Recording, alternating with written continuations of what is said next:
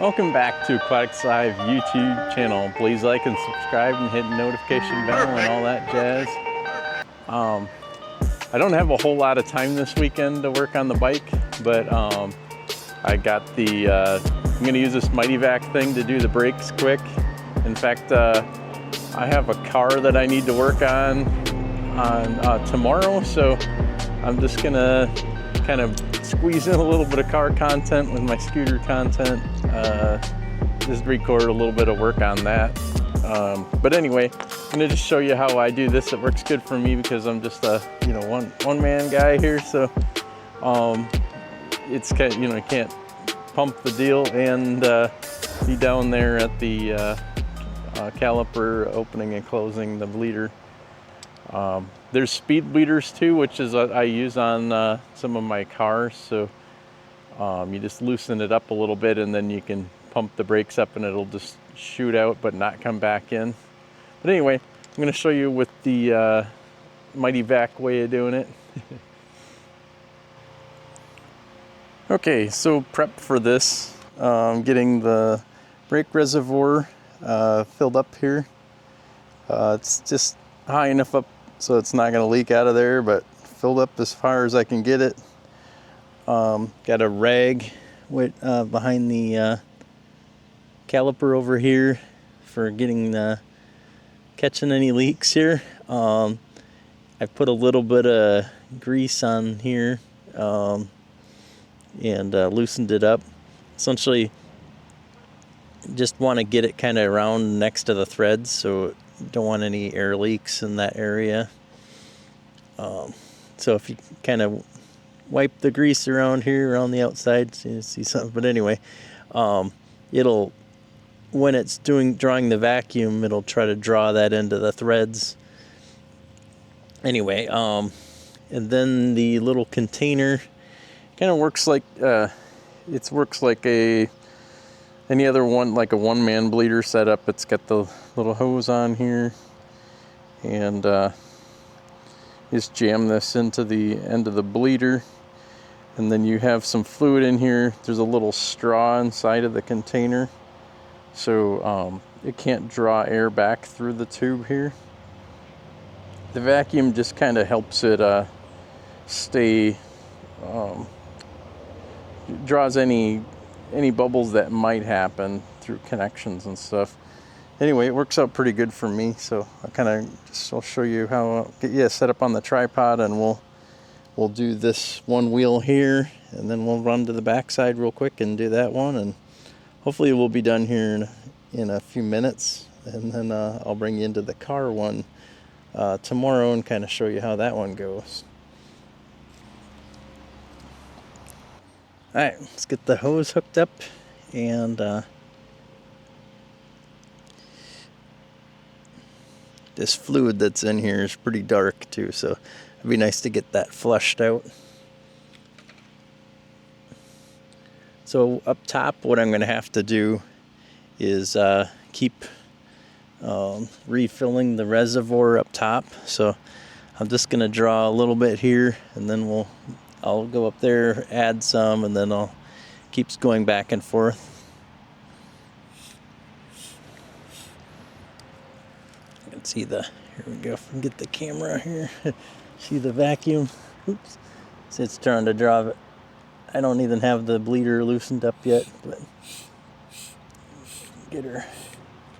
So it is leaking around here a little bit.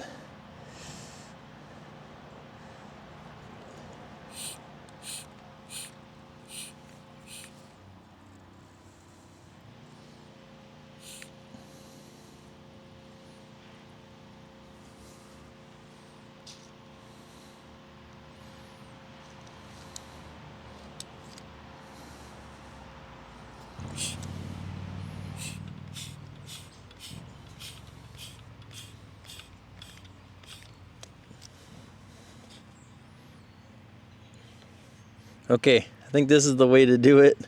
It works best to get it so it's doing this, where it's kind of drawing the bubbles. It's got a good vacuum on it.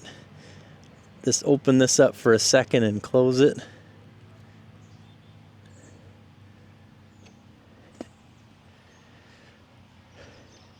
and we still got vacuum yet. And I think that should be good now. Oh yeah, here, bring it up. I'll bring it up here. Now we have really good pressure on the lever. I can feel it. Good brakes now. So that's the trick to it, is get that, get this held in tight, and get the vacuum up. I got it up to like 15 here, and then you set it down. Keep this good pressure on here. Just open it up real fast and close it, and keep that way you're not running up to check on that, but you got this, all the control right here.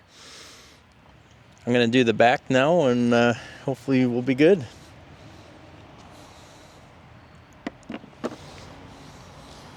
Okay, well, I gave up on the vacuum method, and I went to this syringe method that I saw online. It's just a big syringe. I got a little rubber hose on it, jammed it on the end of the bleeder here, and I'll show you. Essentially, you push the plunger in, and make sure there's good fluid in here. And we're going to go up top here, and I'll show you. It comes squirting out of there. And so there's just enough hose length on it that I can see up here, and do this. So I'm gonna kind of show in the video. You can kind of see it squirting up there, and you kind of oscillate the syringe, or press on it and release, to try to get the bubbles out. You're kind of pushing them up the line. And what I found out is that dip that's in this line here, it comes down the frame, and then it comes back up, and it goes over to here. Seems to be that it traps some air in that process there somehow, and I could not get it to bleed out no matter what I tried. And this method is working. I got pressure now at the lever.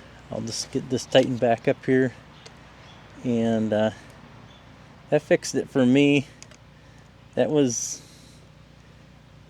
quite the ordeal. It was supposed to be like 30 minutes, and I've been at this for well over an hour. Anyway, alright, I just wanted to make sure I showed you what the actual way to get this one done was. The front one was super easy. This back one I could not get. Okay, back at it. Now I'm just working on this car here.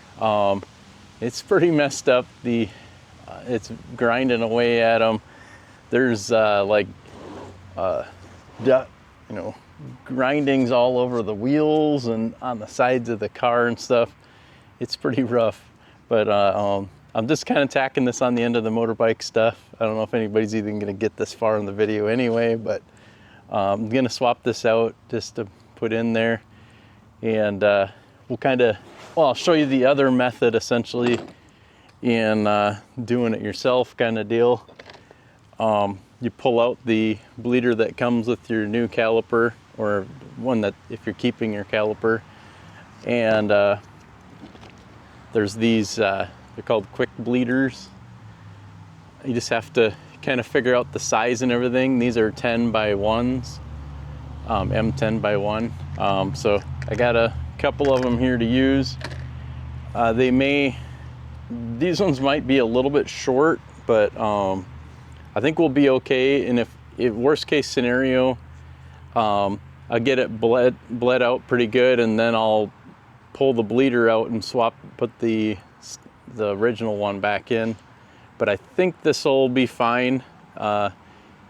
It looks to be about the same length. That's something you need to check on these is, if you look at them, the threads go on there. That little tip piece that comes out, it needs to make contact inside of the brake caliper. You know, inside of here, there's a little V that it goes into, and it has to seal into there. So anyway, maybe you guys already know about these, but just share that I find it super handy because I've never got anybody to help me do the brakes. So it's pretty much worth the $10 or whatever to get those for probably an hour or more of trying to pump the brakes with a broomstick or something. So anyway, right, let's get you in a little closer now. This caliper, or this disc here, is like paper thin in here. Here's the weird thing of this whole deal is that these brakes were replaced maybe 2,000 miles ago or something, or I don't know.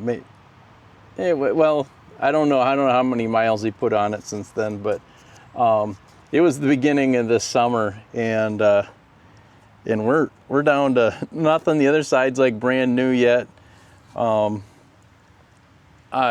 that's why I'm going to replace the caliper this time. It could be the hose, but essentially I'm going to do the caliper, and the hose we can do, you know, later if that's the problem. I really hate messing with the hoses unless I really have to. But yeah, just before I got too deep in here, I don't know if I can kind of show you how really thin this really is. But there's really nothing there. I'm glad I jumped in and said, hey, you know, we're gonna have to replace this now. This is crazy. Brake shoes inside look fine, so I'm gonna just swap it on, and the only difference now is gonna be the new caliper. Ow.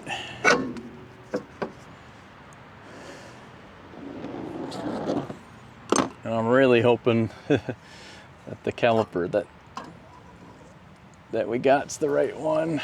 Well, so much for prepping. This bracket is too small for this car. It goes in way here, and the disc goes way further out. So I swapped the original bracket onto this caliper. Actually, this bracket was replaced last time as well. The bolt broke off in it, so this actually is fairly new anyway, so not a big deal. It looks like that'll be the fix for that. The actual calipers are the same, but looks like the brackets are different. Same kind of thing happened on my little car, so I've seen this before anyway. So we'll get this swapped on, and we'll jump into the brake bleeding here in a minute to kind of show this method anyway. But at least I'm showing you the little stuff I ran into here. All right, so now this method, I just have the hose on here to capture the fluid. It's just going into a pail down here, but this will kind of help you also visualize the fluid coming up. This bleeder is in, but it's not tightened all the way. They have like thread sealant on these too, so air won't leak past the threads, or there'll be less air trying to leak past the threads to get sucked back in. Essentially, these have a little check valve in there, so stuff can come out, but it can't go back in. So that really makes this easier anyway. So it's going to jump up front, and we'll do the press the pedal repeatedly. And I've never seen this side of it during that process, so it's nice to have the camera rolling here. So we'll see how it goes.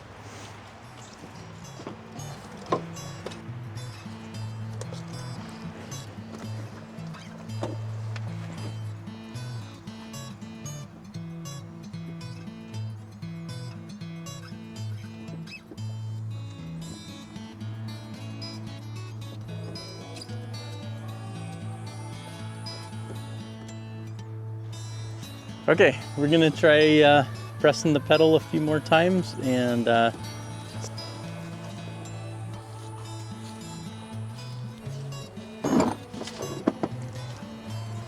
looks like we got it. I'm gonna do a couple more times, but I'm gonna check the fluid up front, see if we get any more bubbles. You guys let me know.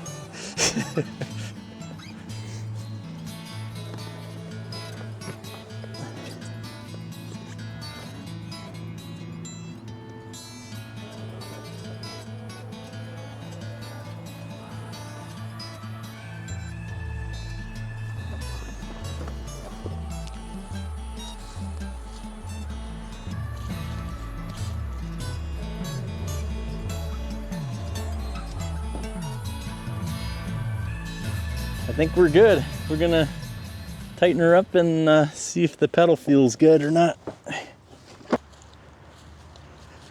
Pedal feels good. We're done.